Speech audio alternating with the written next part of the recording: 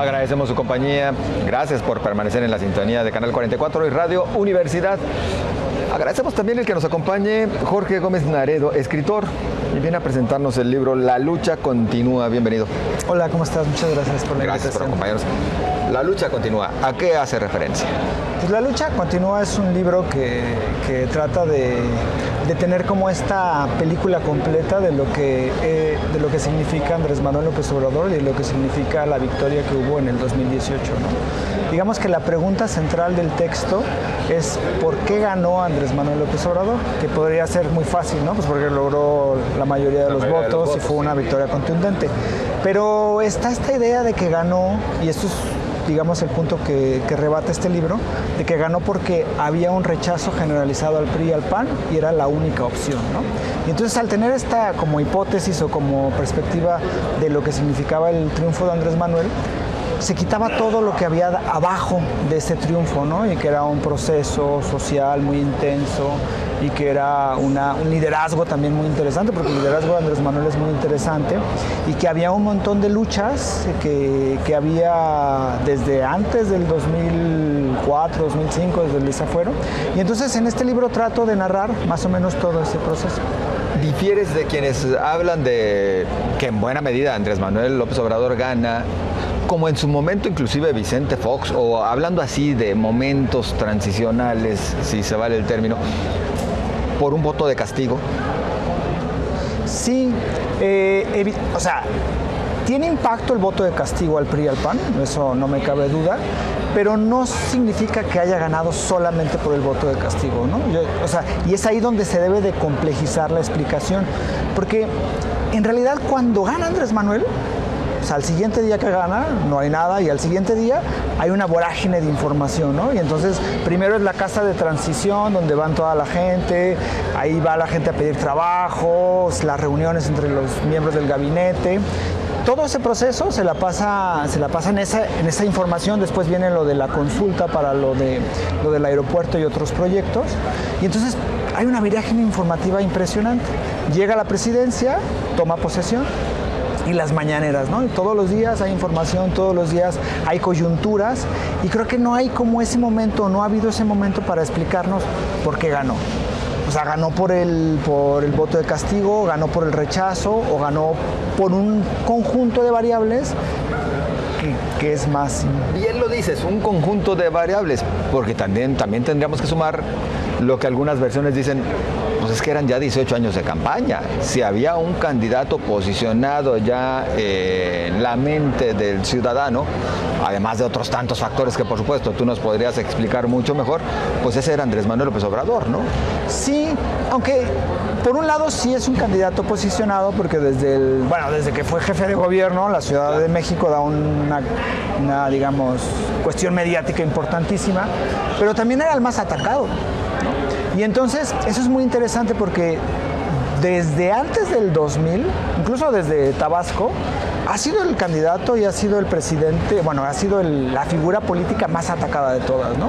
O sea, se ha dicho que es autoritario, se ha dicho todo ello, y a pesar de eso, era una figura políticamente competitiva, ¿no? Entonces, si bien es cierto, sí era como lo menciona, ¿no?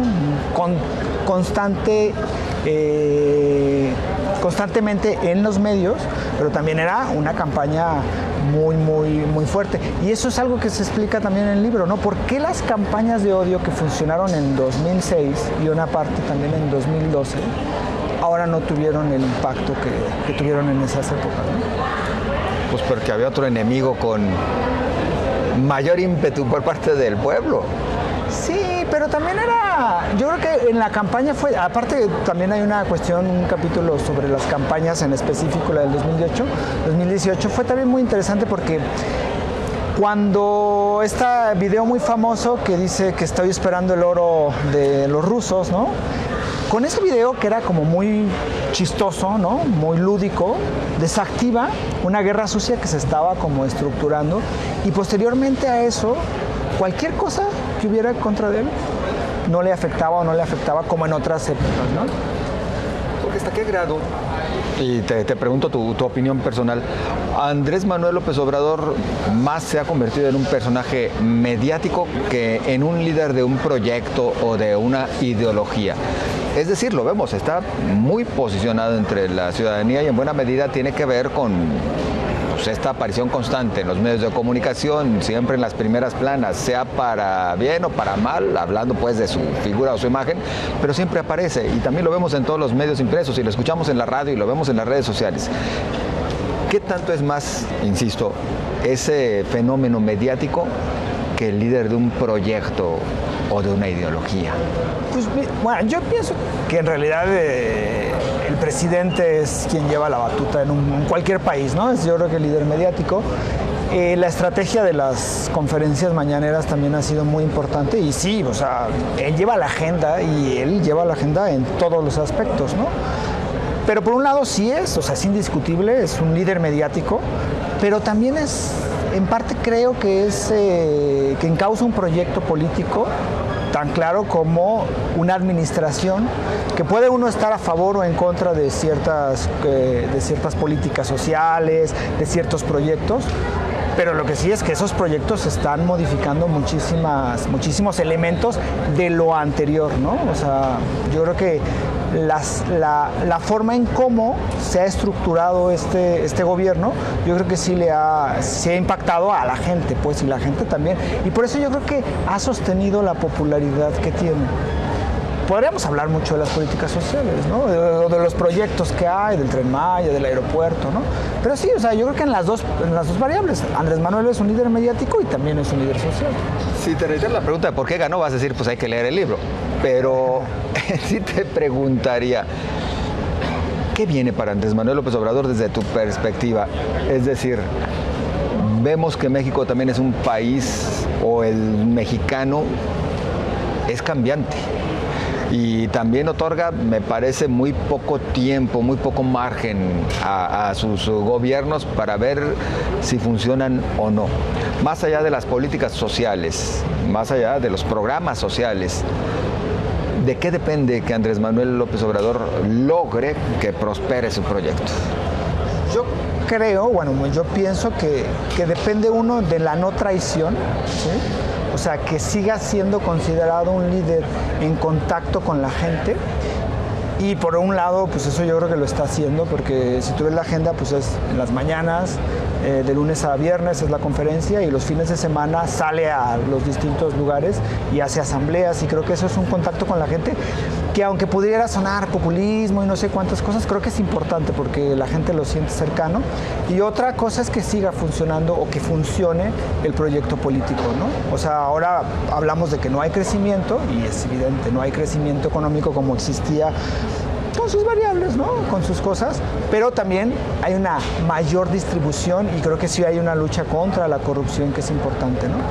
Entonces, yo pienso que depende de que funcione y depende de que no traicione y también depende de que la gente siga creyendo en este proyecto que es el que tiene. ¿Hay que calificar o medir diferente a Andrés Manuel López Obrador que al resto de su gabinete o al partido que es de su creación, a Morena? Sí, bueno, el gabinete depende, o sea, Andrés Manuel López Obrador depende de su gabinete. Evidentemente hay una exposición mediática mayor a Andrés Manuel que a su gabinete, pero yo creo que sí, habría que ver si alguien en el gabinete no funciona, pues habría que ver si se le critica y y con Morena pues es otro proceso, ¿no? Claro. Jorge, ¿ya presentaste el libro? No se ha presentado. Ahora en la FIL está ya a la venta, ¿no? Y se va a ver varias presentaciones posteriores. Y está en el stand J4, aquí en la Feria Internacional del Libro. Es de Editorial Lince, que es un grupo de Malpaso. Y bueno, para que lo puedan comprar, hay un epílogo donde se discuten muchas de las cuestiones de qué es lo que debemos esperar del gobierno de Andrés Manuel. Jorge Gómez Laredo, muchas gracias por acompañarnos. Muchas gracias también. Muy amable. Y nosotros continuamos con información. Durante la comparecencia del secretario de Relaciones Exteriores, Marcelo Ebrard, el senador por Jalisco